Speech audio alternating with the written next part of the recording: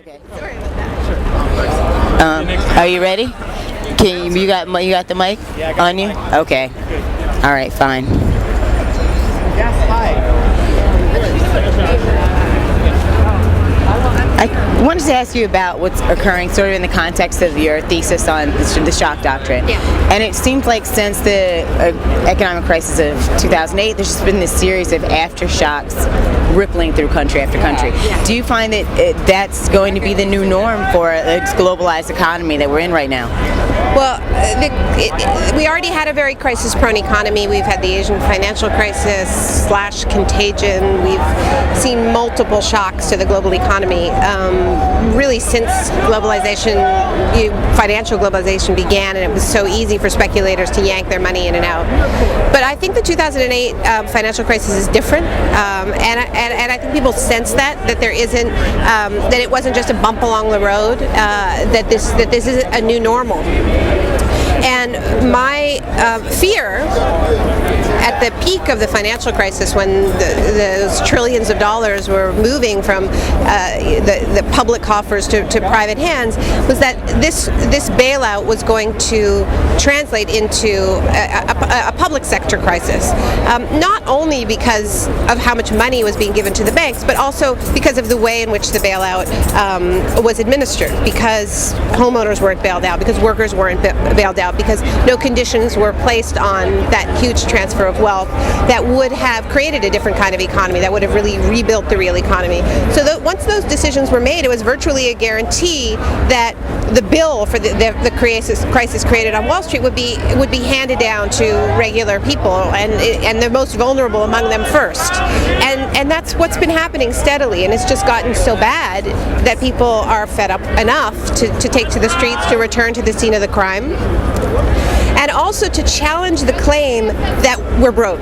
You know, we have this discourse of scarcity in this country, and in so many countries in the world, where it's all just about how much we don't have. We don't have enough money to pay for health care, for education. There's not enough money to treat immigrants decently, to grant people citizenship. It's this whole discourse of scarcity. So, you know, people have come here to the citadel of abundance to put the lie to that claim, because there is so much wealth here. So it is not an economic crisis. It isn't. It is a distribution crisis, and that's the significance of this.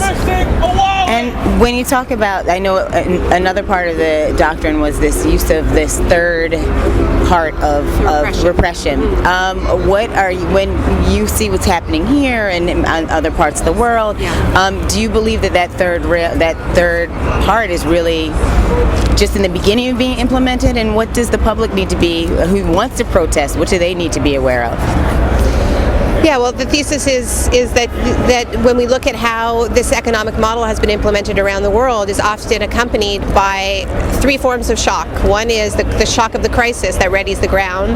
The second is the economic shock therapy, which is the medicine that societies in crisis are told they have to swallow.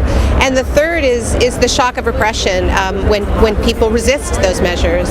And there is a great deal of repression in this country. I mean, I find it astonishing that here we are protesting against deregulated capitalism, the Wild West that goes on in the buildings that surround us with absolutely no rules, and the push from their lobbyists right now in Washington is to get rid of what few remaining regulations there are so that they can create more jobs, as if anybody believes that.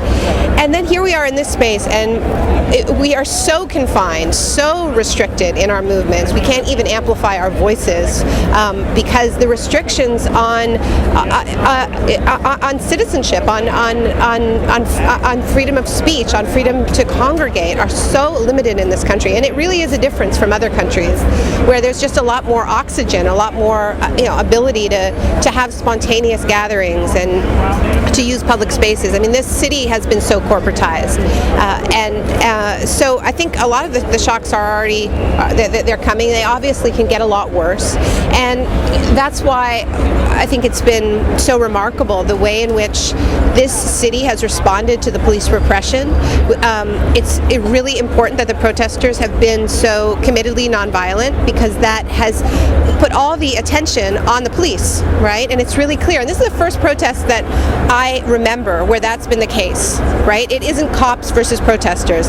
It's police beating up on protesters. And that is the story. I mean, look, there's been terrible media coverage, as we know. But that part of it's actually been pretty good. And that's because of the incredible discipline with which people have behaved here. And what's been amazing is that people have seen those videos, and instead of being afraid, they've just come out in greater numbers. And there is strength in numbers. This is the truth. Yes, the shocks will come, that third shock of repression. But it's a lot harder to do the more of us there are. And the less you're able to marginalize and dismiss the people who are protesting. That's why coalition building is so important. And even, the fact that so many celebrities have been coming down here, like Mark Ruffalo and other people who you wouldn't expect have come here. That really matters too. And I think more celebrities should come down here. They should use their celebrity to protect the people here, because that actually sends a message that the police get. If they come down here, it's harder to clear this plaza out. So I don't know if you have a lot of celebrity listeners. You never know, but come on down. mostly leftists. And then lastly, I just want to know, what do you think is the most important, vital step that can come out of what is happening here? What's the most, or if there's a few steps, you talked about this new public economy, this new economy that we need. What do we see is the most important thing that can come out of these actions? I think we're talking about building another kind of economy, fundamentally. It isn't just an economic crisis. We're also facing a deep, deep ecological crisis. And that ecological crisis has us on a deadline. I mean, we need to get off fossil fuels in a big way by the end of the decade. So we're talking about profound shifts. I think we need to be moving away from a growth-based economy. So we're talking about really, really fundamental stuff. And that's why I don't buy the idea that the protesters should have a media-friendly list of demands about bank regulations, because this is this movement doesn't know what it can demand yet. If it is big enough, it can make big demands. So why not wait and find out how powerful you can become before restricting yourself to reformist demands? Do you think speakers... I got to run and give a speech. Okay, thank you. Hi. One question, is it safe to assume those demands will be progressive? I actually have to give a speech now. Okay. And we'll have a go discussion ahead. afterwards.